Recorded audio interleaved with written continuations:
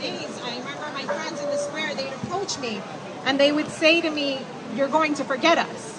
And it wasn't even a question, it would just be stated to me like a matter of fact. And I remember being taken aback by it, because I thought to myself, after spending weeks with these people and witnessing their struggle, how could I forget? But I find myself now, a couple of months after, I'm a full-time grad student, and I think we're all guilty of this. It's hard to maintain those connections to what's happening back home. And it's not until something big happens, like the massacres that we see in Syria and Yemen, that we're jolted back into their reality. And I have to tell you, when I see these images of these people being brutalized by their regime in Yemen, and seeing snipers staged on rooftops, shooting into a crowd of young men and women whose only crime is to demand freedom, and they're shooting into this crowd as if they're a bunch of cattle and not human beings, I can't tell you how horrible that makes me feel. Because I promised them that I would not forget their struggle, and to tell you the truth, sometimes I am guilty of in fact doing that. الصوت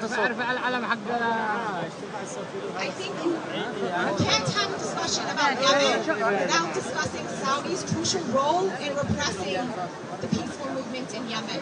And I think after 8 months of seeing so-called analysts and experts dismiss these peaceful revolutionaries and saying the Yemen revolution will never succeed, 8 months should prove to everyone that they're not going away and there's no going back to the status quo. And as long as media and our elected officials choose to negate Saudi's role in brutalizing these peaceful movements in Yemen, in Bahrain, you're not going to have an honest discussion about what's happening. Because to be honest, this is not about Ali Abdullah Saleh, it's about King Abdullah, and it's about the Saudi regime, and it's about their support of That's true. Yeah. Yeah. And when I see media outlets, after the fact, putting out documentaries, claiming that they're shouting in the dark, I think to myself, where were you? You were there when they were shouting. Where were you? Like, why do you wait until after the fact to report on the truth? And how do you not include Saudi's role in this?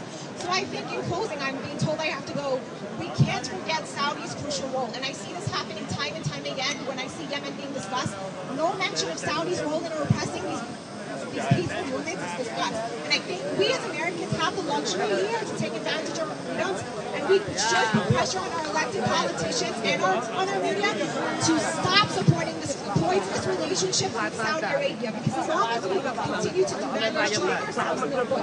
And we're telling these people that they're either going to have to be stuck with their brutal regimes, and that if it's okay. Wait. We're telling these people that if we don't support, that it's either sorry. You can't have it both ways. You can't tell these people, no, you don't deserve democracy, and yet when they turn to these alternative, destructive ways such as extremism, we condemn them. You just can't have it both ways. Well so said. Remember the Yemeni struggle in any of these. When you're out here, please just don't forget the Yemeni struggle. Free, free Yemen! Free, free Yemen! Free, free Yemen! I guess the mic only works with me. You guys have to be louder. Free, free Yemen! Free, free Yemen! Free, free Syria! Free, free Syria! Free, free Iran! Free, free Iran! Free, free Palestine! Free, free Palestine! Free, free Egypt! Free, free Egypt! Free, free Bahrain! Free, free Bahrain! And you know what? Free, free USA! Free USA! We have many issues here to resolve, and we part of this country. We have to face it. Free, free USA! Free, free USA! All right, our next speaker, and Dr. Farallah, you have to speak louder like me. Are you married? Dr.